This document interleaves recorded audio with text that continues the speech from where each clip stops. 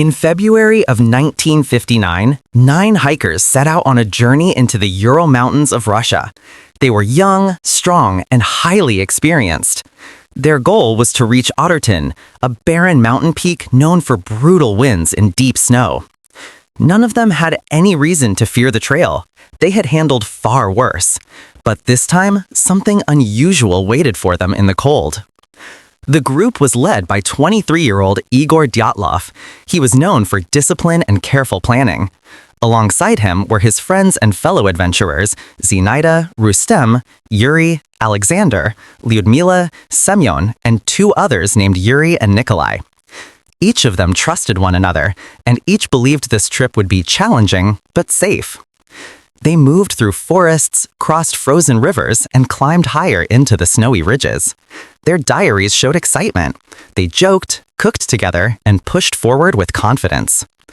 The last known photograph of them shows a group smiling at the camera, unaware that it would be the final moment captured of their lives. As they climbed toward a slope called Kolotsyak, the weather changed. Winds grew violent, snow thickened, their visibility dropped. Still, the group set up camp on the mountain instead of returning to the forest below. Some say they camped there to practice survival skills. Others believe they were simply exhausted and needed to rest. Whatever the reason, their decision placed them in the heart of a mystery that still puzzles investigators today. When the hikers failed to return on schedule, search teams were sent out. Days turned into weeks before anything was found. And when the first discovery came, it wasn't a body, it was the tent.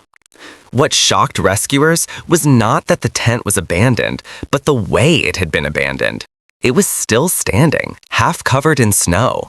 But the fabric had been sliced open from the inside, not unzipped, not torn by wind, cut by human hands. Something had driven the hikers to escape their own shelter in a panic.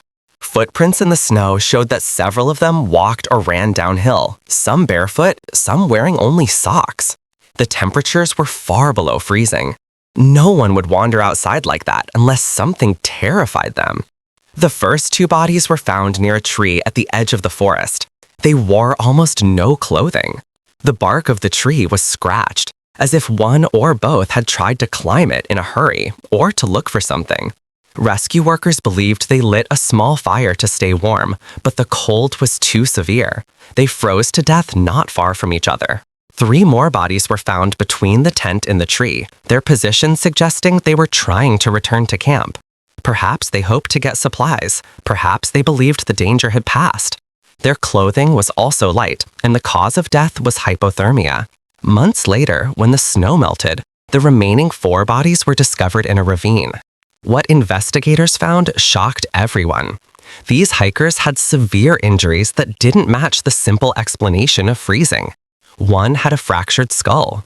2 had chest injuries that experts described as equal to the force of a car crash. Another was missing her eyes and her tongue was gone. Some had traces of radiation on their clothing. Yet strangely, there were no signs of an avalanche that could crush them, no footprints from intruders, and no evidence of a fight. From the beginning, theories began to spread. Some experts said the hikers heard what sounded like an approaching avalanche and fled in confusion. Others believed a strange natural phenomenon called infrasound caused panic, making the group think they were in danger even when they weren't. Military tests in the area added another layer of suspicion. There were stories of parachute mines, radiation leaks, and secret weapons being tested nearby. Then there were the theories that went further. Some suggested the group encountered a strange creature in the snow. Others claimed glowing orbs had been seen in the sky around that time. These ideas are impossible to confirm, but they grew because no single explanation fully fits all the evidence. In 2019, 60 years after the tragedy, the government revisited the case. Their final statement suggested the cause was a small slab avalanche, a sudden shift of snow that scared the hikers into running. But many researchers say this doesn't match the injuries or the untouched tent left standing on the slope. Today, the Dyatlov Pass Incident remains one of the most chilling mysteries in modern history. 9 experienced hikers died under circumstances that defy easy answers.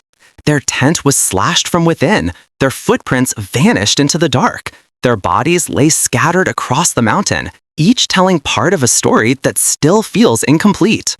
Whatever happened on that frozen night, the truth remains locked in the snow-covered hills of the Ural Mountains. And until hard evidence appears, we are left with what the world has had for more than half a century: questions, theories, and an unsettling mystery that refuses to fade.